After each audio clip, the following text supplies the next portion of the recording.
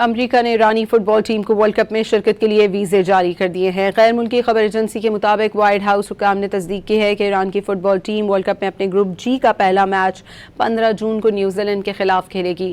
ایرانی فٹ بال ٹیم کا Los Angeles میں ہی بیلجیم کی ٹیم سے مقابلہ ہوگا۔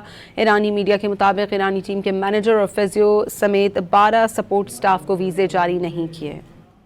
امریکہ نے ایرانی فٹ بال ٹیم کو ورلڈ کپ میں شرکت کے لیے ویزے جاری کر دیے ہیں۔ غیر ملکی خبر ایجنسی کے مطابق وائٹ ہاؤس حکام نے تصدیق کی ہے کہ ایران کی فٹ بال ٹیم ورلڈ کپ میں اپنے گروپ جی کا پہلا میچ 15 جون کو نیوزی لینڈ کے خلاف کھیلے گی۔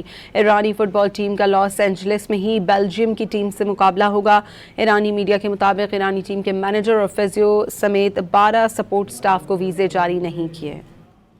امریکہ نے ایرانی فٹ بال ٹیم کو ورلڈ کپ میں شرکت کے لیے ویزے جاری کر دیے ہیں۔ غیر ملکی خبر ایجنسی کے مطابق وائٹ ہاؤس حکام نے تصدیق کی ہے کہ ایران کی فٹ بال ٹیم ورلڈ کپ میں اپنے گروپ جی کا پہلا میچ 15 جون کو نیوزی لینڈ کے خلاف کھیلے گی۔